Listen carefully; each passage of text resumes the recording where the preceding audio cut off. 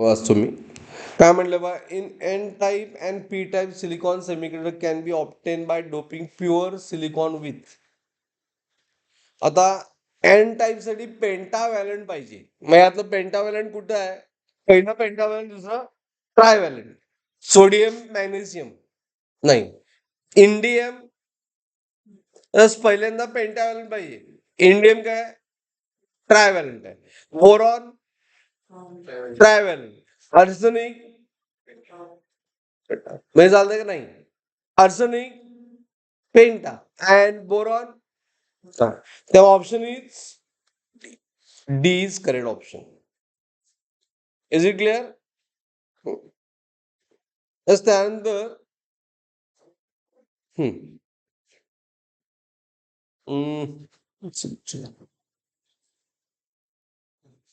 15 बघा, बघितलं का आपण? 14 नाही झालं की हे एक्सट्रेन्सिक मध्ये यायला पाहिजे ना.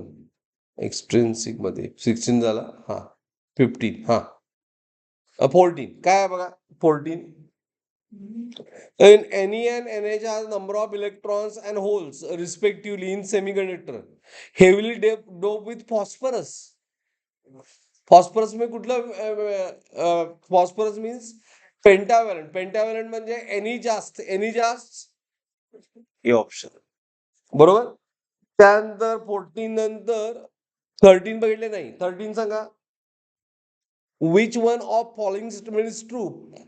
P type semiconductor is doped with P type as is doped with trivalent impurity and electrons are majority काय बरोबर आहे? ए बरोबर आहे काय? नाही. आणि ट्रायव्हॅलंट इम्प्युरिटी होल्स आर म्हणजे ऑप्शन इज ऑप्शन बरोबर. त्यानंतर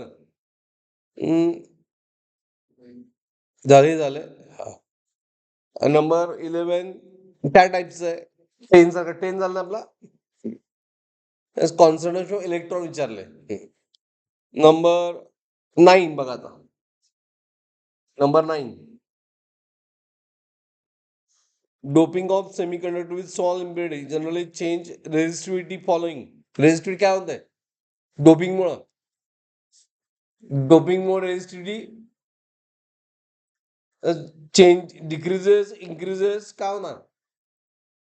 डोपिंग मग कंडक्टिव्हिटी वाढते ना. मग कंडक्टिव्हिटी वाढते म्हणजे resistivity decreases. Number 8 in N type semiconductor trivalent impurity are नाही पेंटाव्हॅलंट असते. पेंटाव्हॅलंट म्हणजे डोपंट इन्क्रीज व्हॉट? इलेक्ट्रॉन्स. 7 परत प्रॉब्लेम आहे. At room temperature P type semiconductor मग काय झालंय? Large number of holes few number of electrons. ठीक आहे. परत त्या टाईपचा प्रॉब्लेम काय 4 आहे. ठीक आहे.